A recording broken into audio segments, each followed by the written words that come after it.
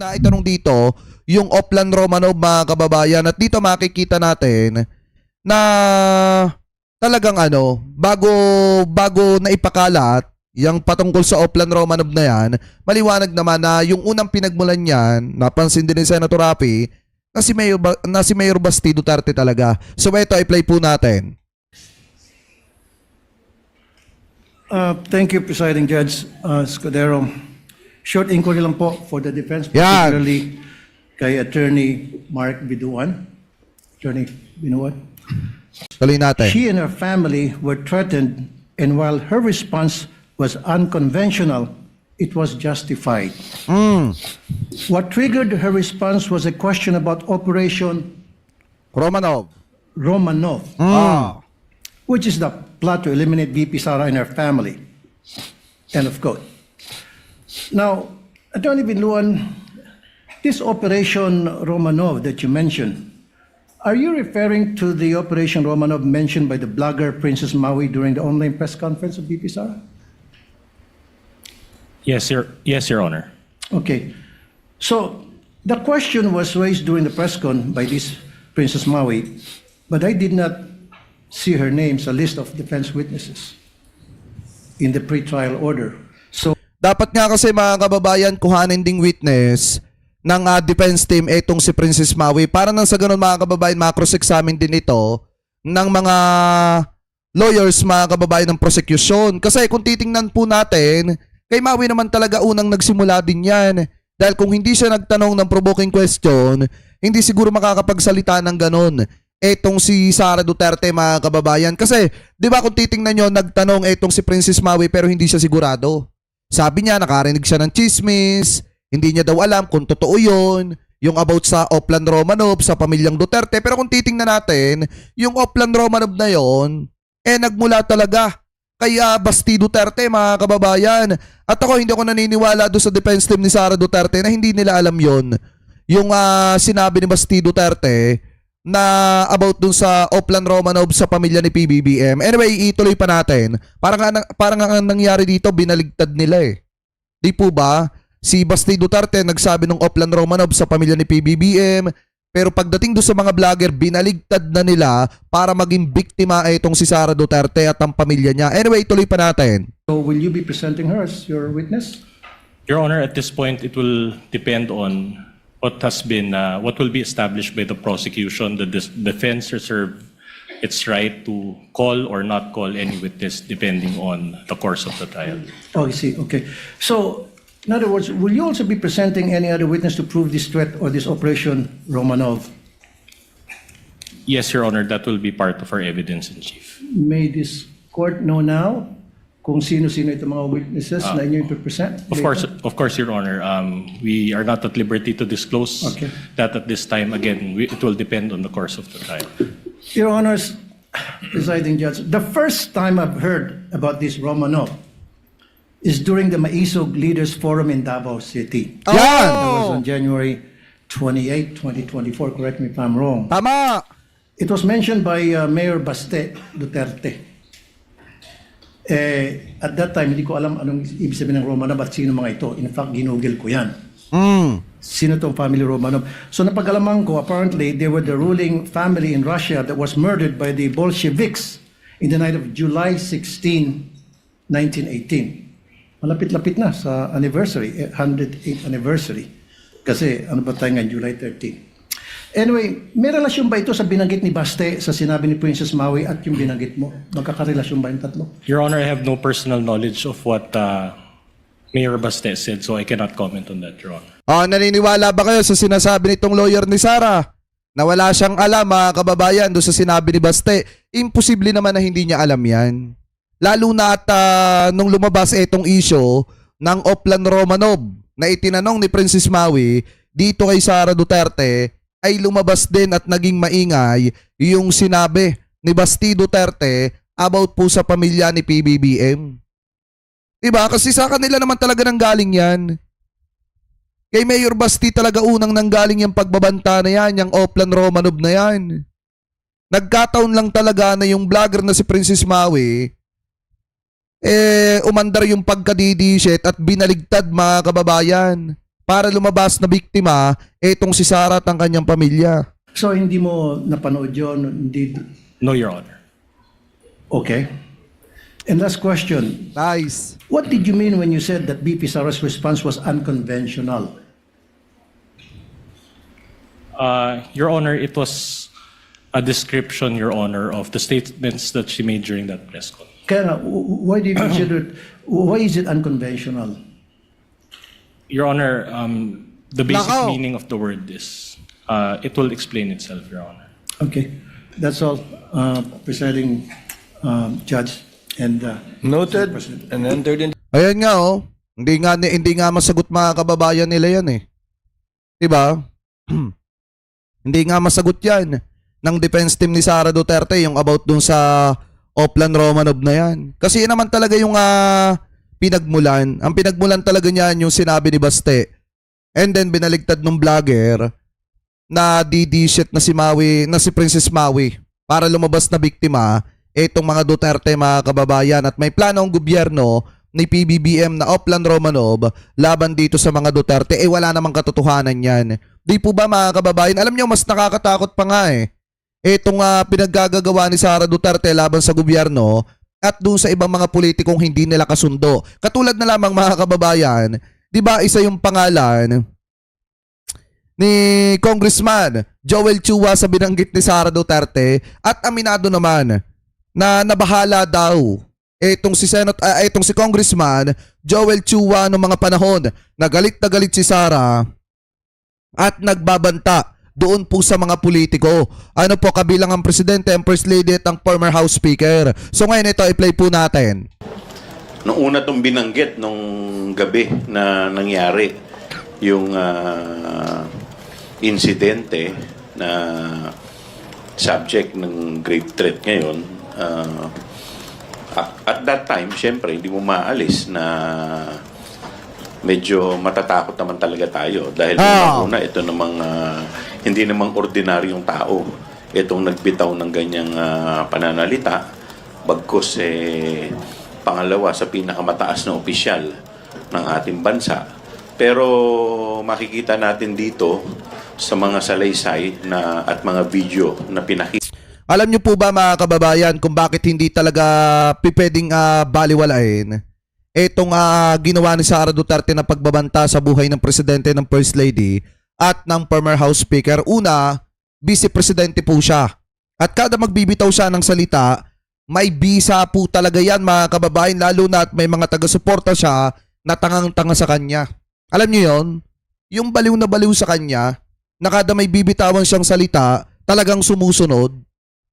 Lalo na mga kababayan, tama yung sinabi kanina, nung umuusad yung impeachment trial, yung sinabi ng witness na hindi talaga pwedeng baliwalain yan. Dahil unang-una, pwedeng mag-cause yan mga kababayan na yung mga tao gumawa ng hindi maganda laban sa presidente at sa first lady at sa former house speaker. Once na may mangyari sa kanya na hindi naman yung mga taong pinagbantaan niya ang may kasalanan, lalo na at may mga taga-suporta talaga yan. 'Di ba? At saka halimbawa mga kababayan, nagbitaw si Sara Duterte na itumba si PBBM. Yung mga shit makikinig yan, gagawa yan ng paraan para maitumba ang presidente. Kaya hindi po talaga pwedeng baliwalain yan dahil may bisa ang salita ng pangalawang Pangulo ng Republika ng Pilipinas. Anyway, tuloy pa natin. Yung kanyang Kita nyo nga si Congressman Joel Chua, nakaramdam daw ng takot kaya napilitang kumuha ng mga bodyguard. pagiging violent nature na very unbecoming para sa pangalawang Pangulo ng ating bansa. Sir, so safe to say you felt threatened during that time noong 2024 bilang kayo yung head ng Committee on Good Government and Public Accountability, tapos yung galit niya directed towards the committee? Siyempre, bakit naman po, sino naman po ba ang hindi matatakot sa mga pananalita ng ating Vice Presidente? Alam naman natin yung kapasidad nila. Kaya nga, at that time, sa totoo lang, wala naman akong security. But because of that,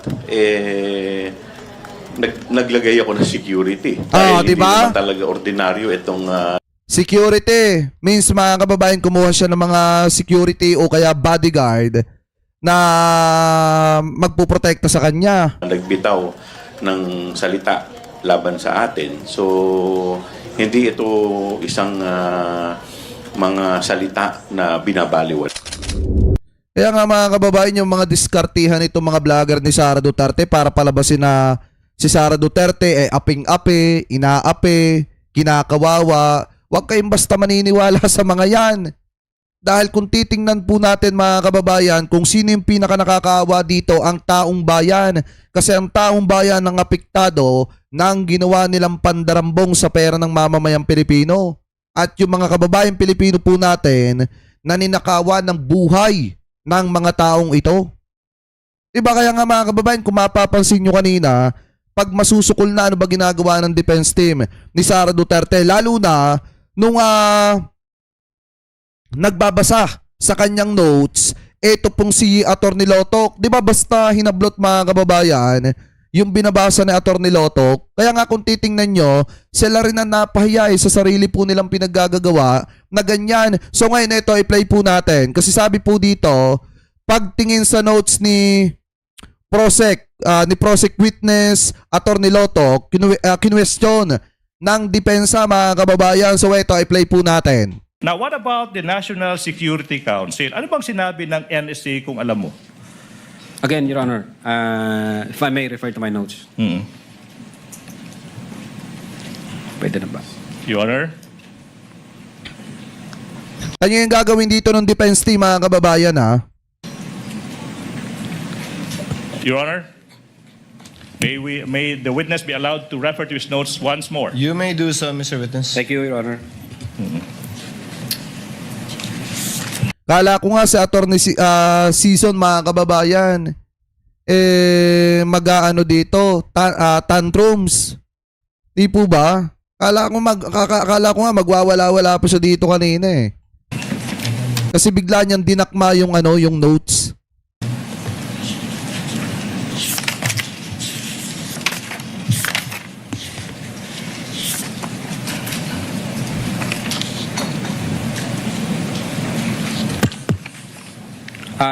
Your Honor, the question was about the statement of the NSC, right? Yes. Quote, the National Security Council considers all threats to the President of the Philippines as serious. Any and all threats against the life of the President shall be validated and considered a matter of national security, unquote. Oh.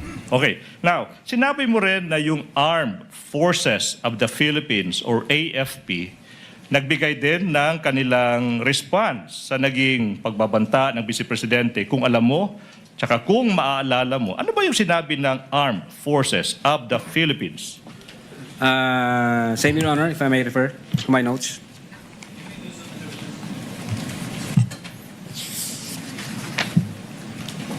Yan o. Just a minute, Your Honor. Oh.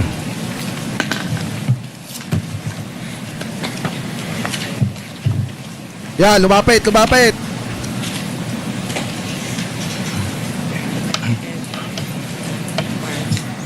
Oh. Never. Pa. For the record, we're borrowing.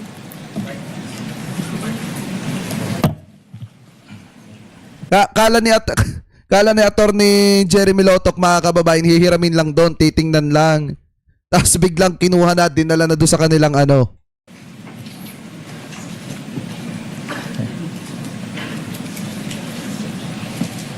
Just for the record. For orderly proceeding, Your Honor, please, I think it's proper for a third decision to us to be recognized first. Yes, Your Honor, we will do that. If I may be recognized, Your Honor. Depends. What is the pleasure of Attorney Counsel for Respondent Attorney Season? We'll just state an observation on the Your note. Honor, I think Counsel, you must we be agreed recognized first. that only one counsel shall speak insofar as the presentation of a witness is concerned. This was objected to by the counsel for respondents, even if it was asked for by the counsel for the prosecutors. Your Honor, for We will do that. Eto, gusto ko maging fair mga kababayan dito. Kahit papaano, hiniram naman niya yung notes. Pero siguro ang akala lang ni Attorney Jeremy Lotok, mga kababayan, doon lang sa kanyang podium, titingnan yung notes. Yung pala, kinuha, dinakma, kinuha, tapos dinala mga kababayan doon sa kanilang camp. Anyway, tuloy pa natin. For the record, we are not objecting, but for a properly proceeding attorney season. Counsel, it's okay. The chair will make a ruling. Attorney Binluan can Thank you. handle Thank you, Your that. Honor. Partida yun, dalawang abogado na yung kinain ng buhay ni Attorney Ligutan. Di ba mga kababayan? Kaya to the rescue na etong si Attorney Season.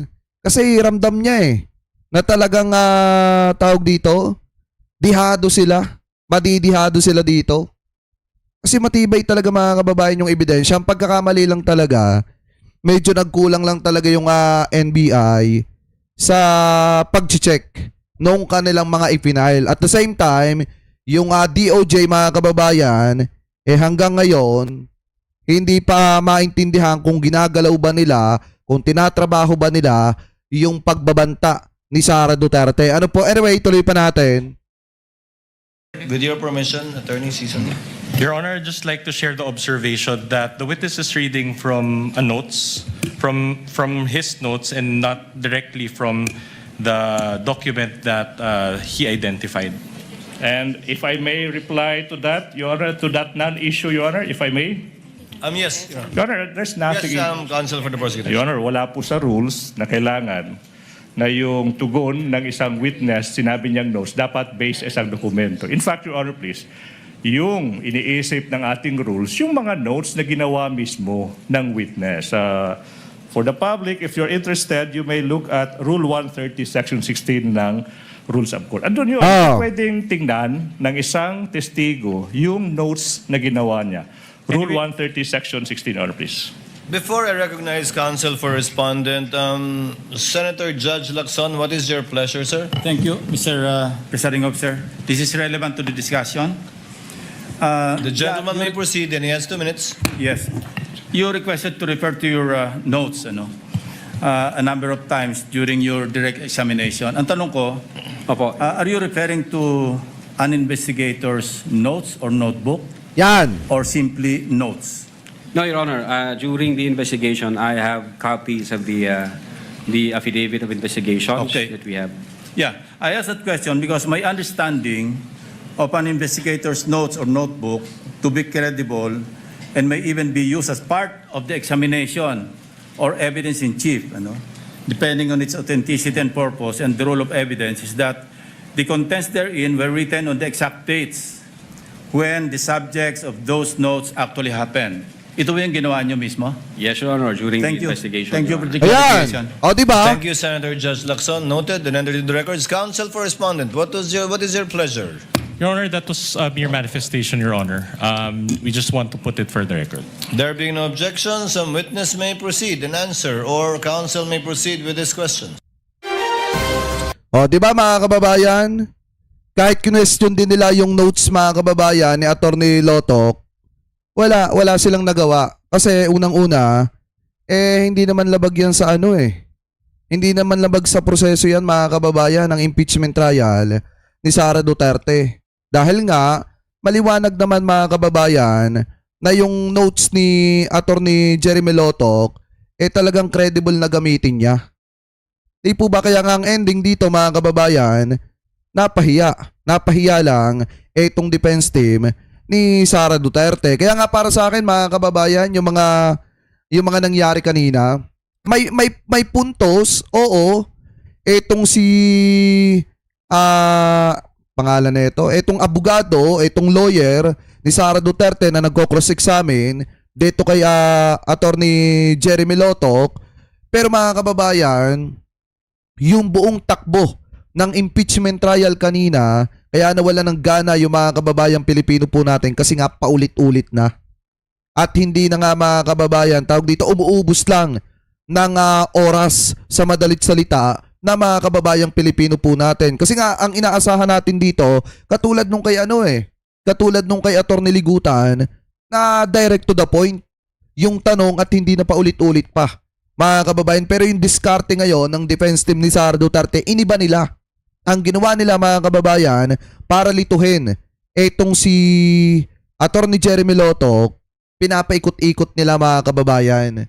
Kaya nga humaba ng humaba yung oras. Biruin nyo kung gaano kalaking oras yung kinain nung paikot-ikot na tanong nung abogado ni Sara Duterte patungkol dun sa mga discrepancy mga kababayan nung mga dokumento. Pero anyway, gaya nga ng sabi ko mga kababayan, pang-apat na araw pa lang naman ito o pang-apat na beses pa lang naman ito ng trial, marami pang pwedeng magbago sa huli mga kababayan, lalo na kapag lumabas pa yung iba mga matitibay na ebidensya. So kayo, kung kayo po ang tatanungin, ano po masasabi ninyo? Hingil po dyan sa usapin na yan. Comment below na lamang po kung ano po ang comment at opinion po ninyo. Hingil po dyan mga kababayan.